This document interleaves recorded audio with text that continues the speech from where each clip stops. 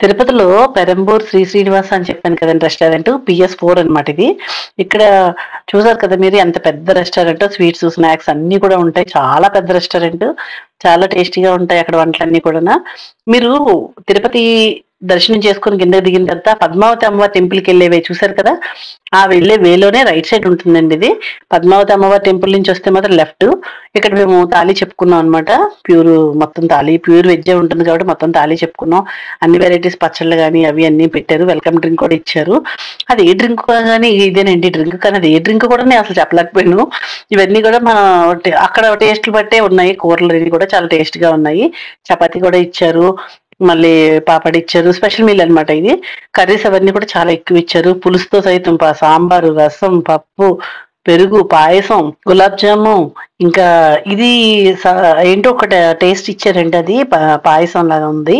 అదొకటి బిర్యానీ, చపాతీతో కర్రీ అన్నీ ఇచ్చారండి. చాలా చాలా బాగుంది. మీరు ఎప్పుడైనా తిరుపతి వెళ్తే మాత్రం తప్పకుండా ఒకసారి విజిట్ చేయండి. Thank you for watching.